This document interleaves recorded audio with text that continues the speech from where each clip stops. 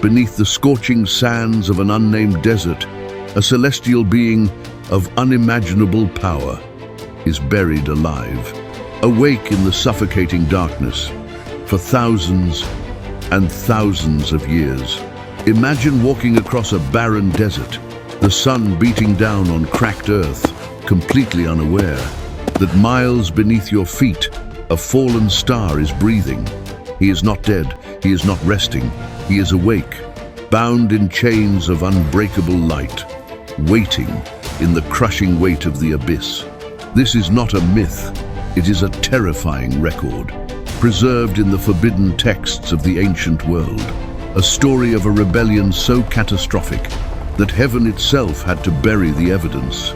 Welcome to the Forbidden Bible, where we unearth the secrets that were never meant to see the light of day before we descend into the pit. Subscribe and turn on notifications, because some truths are better left buried. But today, we are digging them up. Before the great flood washed away the sins of the world, and before the oceans swallowed the towering pride of men, the earth was a sanctuary of pristine, breathtaking harmony. Imagine a world where the air was so pure, it felt like drinking from a mountain spring with every breath. Humanity lived in the quiet, unhurried rhythm of the seasons.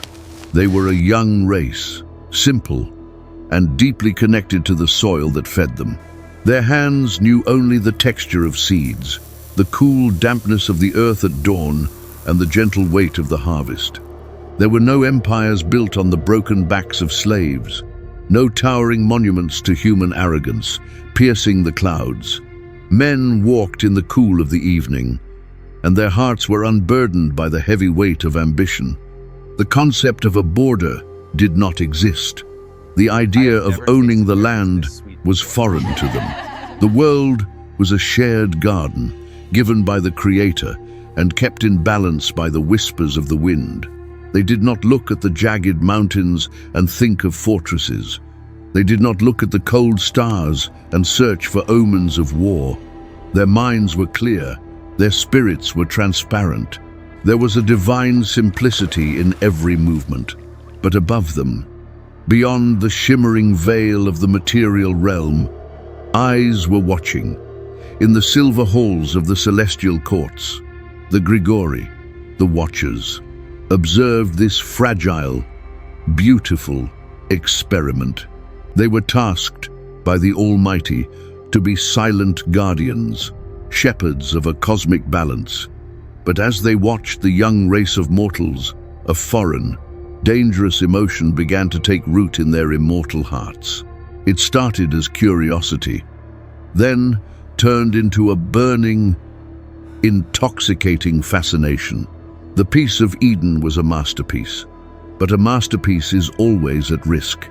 When the observers begin to covet the art, the silence of the sanctuary was about to be broken by a sound the world had never heard, the sound of a divine rebellion. The conspiracy did not begin in the dark. It began in the blinding light of the highest heavens before descending into the freezing shadows of the mortal plane. 200 celestial beings, entities composed of pure ethereal intellect and divine fire, gathered on the high, desolate summit of Mount Hermon. The air at that altitude was thin and sharp, a place where the earth reaches out to touch the firmament, a bridge between the holy and the profane. At the center of this cosmic treason stood Samyaza. He was not a mere foot soldier in the heavenly host. He was a sovereign among the stars, a supreme commander of the Watcher class. But as he looked into the eyes of his brethren, he saw a reflection of a dark, consuming lust, a hunger that could no longer be contained within the crystal halls of glory. Samyaza understood the catastrophic gravity of their contemplation. He knew that to step off this mountain was to sever the divine grace forever. The ancient texts record his final moment of profound dread, a fleeting breath where he saw the ruins of the future. He spoke to the host of 200, his voice echoing like thunder across the jagged peaks. "I fear you will not indeed agree to do this deed, and I alone shall have to pay the penalty of a great sin."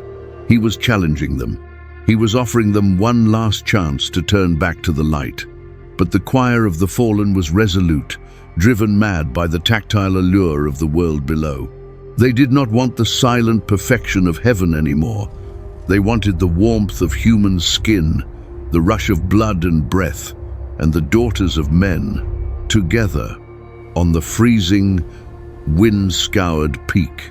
They performed a ritual that changed the course of history. They bound themselves by mutual imprecations, a terrifying, unbreakable blood oath. They swore to abandon their heavenly stations, to forsake their ethereal purity, and to take wives from the race of mortals. This was not just a departure, it was an act of cosmic desecration, a violent tearing of the fabric that held the universe in balance.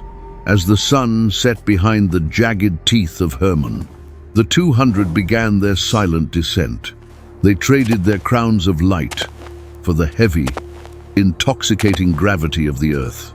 They were no longer guardians, they were invaders. And as their feet touched the soil of the mortal realm, the gears of the great flood began to turn, thousands of years before the first drop of rain would ever fall. While the other watchers were blinded by their lust for the flesh, Azazel possessed a far more insidious and calculated vision. He did not just want to live among humans, he wanted to elevate them into a reflection of his own rebellion. He approached the tribal fires of early man, not with a gift of peace, but with the ultimate forbidden secret. Azazel showed them the mastery of the earth's hidden veins. He took the hands of simple hunters, hands that only knew the smooth wood of the bow, and led them to the jagged rocks. "Look deeper," his voice echoed like the grinding of stones. He taught them the complex art of metallurgy. He showed them how to rip iron and bronze from the silent, unsuspecting stone. He introduced the alchemy of extreme heat. He taught them how to nurture a furnace until the fire turned a blinding, terrifying white. He showed them how to melt the very blood of the earth. Imagine the orange glow of the forge, illuminating Azazel's radiant yet twisted angelic face. The first time a man saw liquid metal, flowing like a dying sun, the world changed forever. "Shape it," the fallen one commanded. And under his divine yet dark guidance, the plowshare was abandoned for the blade. The tool that once gave life through the soil became the instrument that took life through the flesh. Azazel gave them the sword, he gave them the spear, he gave them the shield. In that single, shattering moment, humanity's path was rewritten by violence. A species that had only known the hunt for survival was suddenly introduced to the art of organized slaughter. They felt the cold, heavy weight of the hilt in their palms. They felt the balance of the steel, and for the first time, they felt like gods of destruction. But Azazel was a master of corruption. He taught them more than just how to kill. He taught them the strategic science of the wound, how to cleave through bone, how to pierce the heart with surgical precision, how to forge armor that could deflect the cries of mercy. The forge fires began to burn day and night, feeding a new, unnatural hunger for dominance. The quiet rhythm of the seasons was replaced by the rhythmic, deafening clang of the hammer. Every strike on the anvil was a heartbeat of a coming war. Azazel watched with a cold, calculating smile. He had armed the weak and turned them into predators. The soil of the earth, once a source of nourishment, was now preparing to drink the blood of the innocent. The curriculum of the blade was complete, and the innocence of Eden was lost in the smoke of the furnace. Azazel understood a terrifying truth. To truly destroy a civilization, one must first destroy the heart. After arming the men for slaughter, he turned his sinister, calculating gaze toward the women. He did not offer them weapons of iron, but weapons of perception. He introduced the alchemy of vanity.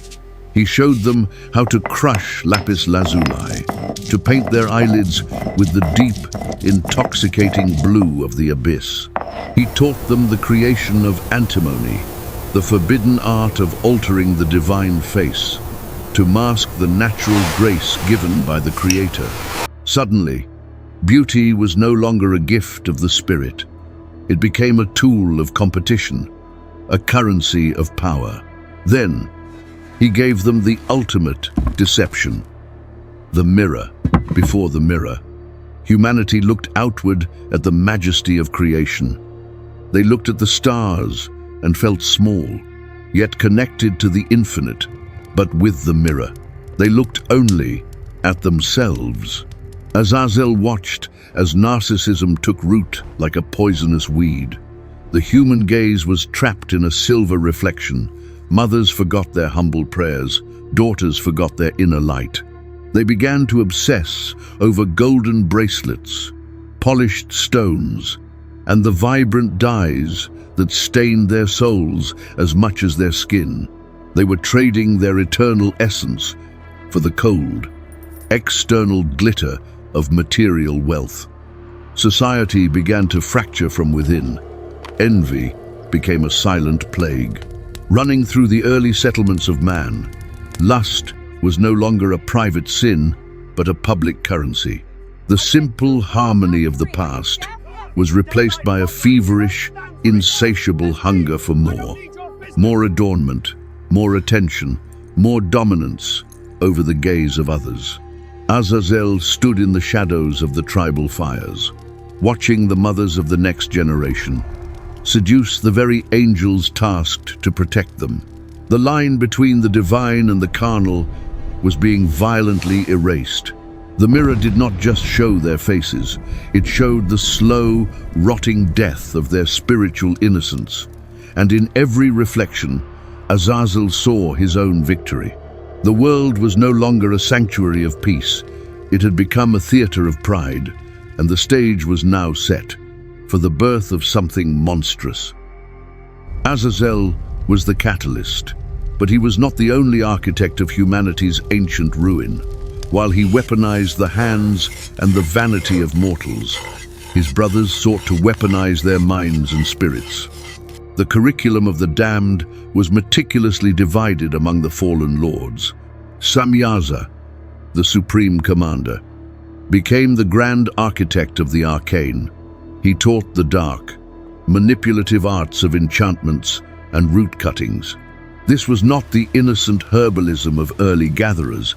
It was the direct manipulation of life forces, the bending of nature's will through whispered incantations. Humanity learned to bind the minds of their enemies, to cast sickness, and to manipulate the fabric of reality for selfish gain. The world was suddenly plunged into a supernatural arms race. Armoros, a fierce lieutenant, stepped forward to teach the resolving of spells. He provided the counter-magic, creating a perpetual, inescapable cycle of spiritual warfare. Neighbors began to curse and counter-curse one another, fracturing the simplicity of human communities into paranoid factions. But the corruption reached even higher, into the very stars themselves. Barakiel descended with the sacred secrets of astrology. He taught mankind to read the silent, burning language of the heavens, not to honor the Creator, but to seek power and prediction. Kokabeel revealed the hidden architecture of the constellations, mapping the night sky not as a testament to glory, but as a tool for divination and control. Humanity stopped looking to the heavens in reverence. They began looking to them for leverage, believing they could outmaneuver their own destinies. Written in the cold void, Ezekiel whispered the terrifying secrets of the clouds. He granted mortals the unnatural ability to read the shifting weather. turning storms and droughts into tools of political leverage. Arachiel unveiled the signs of the earth, mapping the hidden fault lines and subterranean energies. Shamsiel exposed the mysteries of the sun, and Sariel laid bare the haunting secrets of the moon. With every divine secret revealed, a fundamental pillar of the natural order collapsed. The ancient world transformed into a dystopian nightmare. Mankind was now armed with iron swords, golden mirrors, and the dark magic of the cosmos. The pristine garden was gone, replaced by a deafening theater of godlessness and bloodshed. They used their newfound power to dominate, to enslave, and to destroy. The Watchers had turned humanity into a race of sorcerer kings, whose hearts were as cold as the stars they worshipped. The corruption was now absolute, and the earth itself began to groan under the weight of this celestial treason. But the final, most terrifying fruit of the Watchers' descent was yet to manifest. From the unnatural union between celestial beings and human women, a new race was born. They were the Nephilim. These were not merely tall men of legend. They were colossal abominations, giants of unimaginable strength and insatiable appetite. Their very existence was a violent violation of the sacred laws of creation. They were a biological glitch, a hybrid of divine power and mortal frailty, twisted into a nightmare. As these creatures grew, their hunger became a terrifying force of nature. It was an abyss that could never be filled. The ancient texts describe how the Nephilim systematically consumed the entire resources of the earth. First, they devoured the crops, stripping the fields bare until the soil was dust. Then, they devoured the flocks and the herds, leaving the pastures empty and soaked in blood. But when the grain and the livestock were finally depleted, when the earth could no longer sustain their monstrous metabolism, they turned their ravenous eyes upon humanity itself. The world was swallowed by a madness that defies modern comprehension. Men and women were hunted like cattle. Civilizations were crushed beneath the feet of giant offspring who recognized no law, no morality, and no God. They did not just eat the flesh, they drank the blood, a sacred element reserved only for the Creator. Now consumed by monsters in a mocking ritual of death, the Nephilim began to turn on one another, tearing their own kind apart in a frenzied, cannibalistic rage. The earth, once a garden of harmony, was now a bruised and bleeding sphere of chaos. The soil became saturated with the blood of the innocent. Every forest, every river, and every valley was stained with the gore of a dying world. In this suffocating darkness, a sound began to rise from the surface of the planet.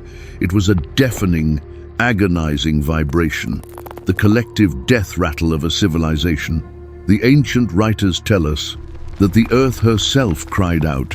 The planet felt the weight of the sin. It felt the pollution of the forbidden magic and the biological terror of the giants. The souls of the slaughtered, trapped in a world gone mad, raised a unified, agonizing plea that pierced the firmament. It was a sound of such profound sorrow that it echoed through the crystal halls of the celestial realm. The cries of the perishing could no longer be ignored. The evidence of the Watchers' treason was everywhere, and at the gates of heaven, the four great archangels stood ready, looking down at the red ruin. That was once the jewel of creation. Raphael descended from the highest heaven, his massive wings cutting through the polluted atmosphere of the earth like blades of pure, blinding white light. The air grew heavy, static, as the divine enforcer touched down on the blood-soaked soil. He did not come with an army. The absolute authority of the divine throne was the only weapon he required. He walked through the ruined landscapes, Past the smoldering remnants of human settlements, his eyes piercing through the physical realm to track the corrupt, pulsating aura of the fallen ones. The hunt led him into a desolate, shadowed valley, a stronghold where the rebellious angels had gathered their forces. The environment itself seemed to reject his holy presence. The shadows twisted and writhed along the canyon walls, thick with the intoxicating, poisonous aura of fallen divinity. As Raphael entered the narrow, rocky pass, his progression was abruptly halted. A phalanx of fallen watchers stood in perfect, terrifying formation. Their once glorious forms were now horribly marred, twisted and darkened by their celestial treason. Their wings, which once shone with the light of the stars, were now stained with the soot of earthly wars and the blood of mortals. Their leader, a formidable entity named Armoros, stepped forward from the ranks of the corrupted. His eyes burned with a desperate defiance. He drew a massive blade forged of crackling, darkened celestial energy. He warned the Archangel to turn back, boasting that they would fight to their last breath. For their twisted sovereignty over the world of men, Raphael's voice offered no negotiation. It resonated through the canyon with the crushing weight of divine mandate. "Stand aside," he commanded, his tone calm, yet vibrating with the power of the Most High. "Face the judgment of the Lord, or be swept away." The fallen did not yield. With a guttural battle cry that shook the very foundation of the valley, they launched themselves at the Archangel. It was a collision of cosmic forces. Wings of shadow clashed against wings of ethereal fire. The sound of celestial metal ringing out in the desolate canyon was deafening. Raphael moved with a terrifying, flawless precision. He was not a creature of rage. He was the instrument of divine justice. Every parry, every strike, was executed with unerring accuracy. He dismantled their defenses with the effortless grace of a being who operates perfectly within the will of God.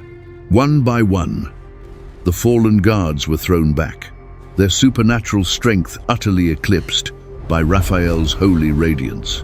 The path to the architect of ruin was being cleared by the relentless light of the healer. The path was clear. Raphael surged forward into the heart of the valley, where the dark, suffocating presence of the architects of ruin awaited. There, flanked by his most fanatical loyalists, stood Samyaza, and in the deeper shadows, Azazel himself. Azazel did not look like a defeated captive. He stood with the wild, feral desperation of a cornered predator. His eyes burned with an ancient, deeply rooted malice. He mocked the Archangel, questioning if the healer truly believed he could subdue the masters of the earth. With a roar that fractured the bedrock, Azazel lunged. The collision was a cataclysmic event, a titanic struggle of pure, unleashed spiritual energy. Azazel utilized every dark art and violent technique he had once cursed humanity with. But he was fighting the very concept of divine restoration. As the darkness threatened to engulf Raphael, the sky above the canyon violently tore open. A blinding burst of holy fire shattered the gloom. Michael, the commander of the heavenly host, descended like a falling star. His legendary sword blazed with a terrifying, white-hot fury. The presence of the warrior Archangel turned the canyon into a crucible, while Michael effortlessly routed the remaining fallen forces. Raphael focused the entirety of his divine might on Azazel. He was the instrument of a mandate that could not be broken. With a series of blinding, decisive strikes, Raphael dismantled Azazel's defenses. He summoned chains forged from solid, unyielding light. They wrapped tightly around the corruptor, binding his hands, his feet, and his dark will. For the first time in millennia, Azazel felt fear, The angel who had taught the secrets of war, who had watched humanity tear itself apart for his amusement, was brought to his knees in the dust. The rebellion of the stars had met the justice of the throne. The architect of ruin was now a prisoner of the light. Raphael dragged the bound corrupter across the absolute edge of the world to the wasteland of Dudael, a barren expanse of jagged rocks and endless dust. With a single strike, the earth groaned and split open, revealing a bottomless pit of absolute blackness. Without a word of pity, Raphael cast Azazel into the abyss. Then, the Archangel raised his hands. Massive boulders, the size of mountains, were ripped from the desert floor. He piled them over the chasm, layer upon crushing layer, sealing the pit completely. He wrapped the tomb in an impenetrable veil of darkness, ensuring that no light would ever touch Azazel's face again. The desert winds swept over the stones, erasing the footprints of the divine, leaving only a silent prison and an immortal being, buried alive in the suffocating dark. Azazel remains deep beneath the crust of the earth. He does not sleep. He listens to the vibrations of our modern world, to the 2026 wars, fought with weapons he first conceptualized in the forge. Every autonomous drone, every algorithm of vanity is a rustling echo of his forbidden teachings. We have unlocked secrets of destruction that even the Watchers feared. As humanity pushes the limits of science, one must wonder, are the chains beneath the desert starting to rust? The architect is waiting, and we are using his blueprints. If we are following his path, what happens when the prison finally breaks? The truth is hidden, but we are unearthing it. Subscribe to the Forbidden Bible and join our descent into the unknown. What do you believe awaits us at the final judgment? Leave a comment below.